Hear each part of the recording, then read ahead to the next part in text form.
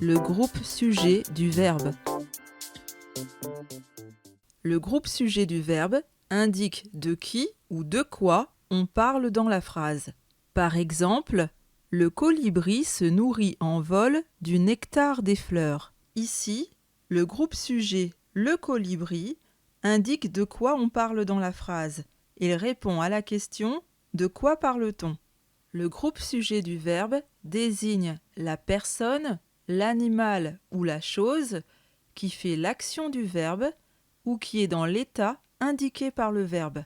Par exemple, la taupe creuse des galeries grâce à ses pattes avant. Ici, le groupe sujet la taupe fait l'action du verbe creuser. Autre exemple, le jaguar est le plus grand des félins d'Amérique. Ici, le groupe sujet le jaguar est dans l'état indiqué par le verbe être. Le groupe sujet du verbe peut être un mot tout seul ou plusieurs mots. Par exemple, Pierre joue avec son chat. Ici, le groupe sujet Pierre est composé d'un seul mot. Autre exemple, le renard roux chasse la nuit. Dans cette phrase, le groupe sujet le renard roux est composé de 3 mots. En général, on ne peut pas supprimer le groupe sujet d'une phrase. Si on le supprimait, la phrase n'aurait plus de sens. Prenons un exemple.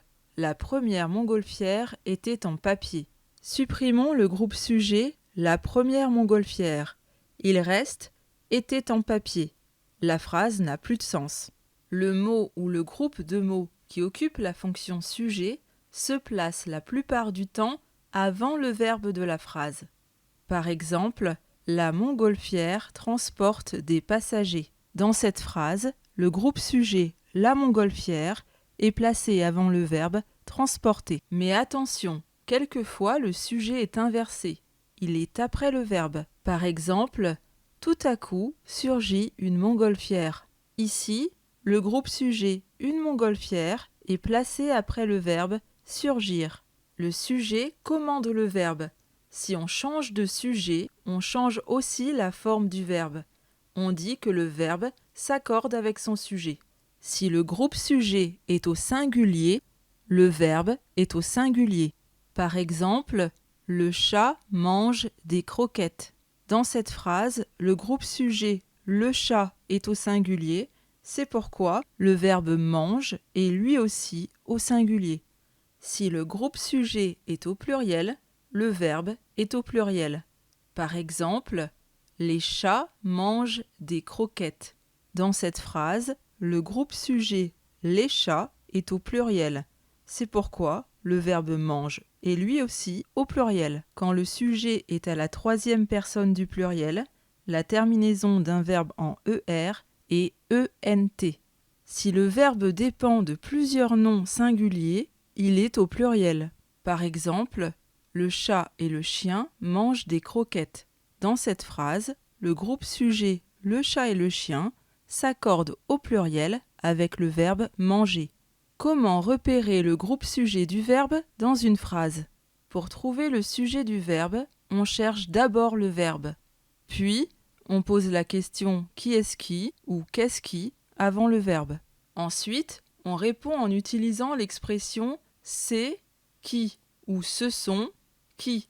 Le sujet du verbe est alors placé entre c'est et qui, ou entre ce sont et qui. Prenons un exemple. Quentin nage très bien. D'abord, je cherche le verbe. Ici, j'identifie le verbe nage. Puis je pose la question. Qui est-ce qui nage? Je réponds, c'est Quentin qui nage.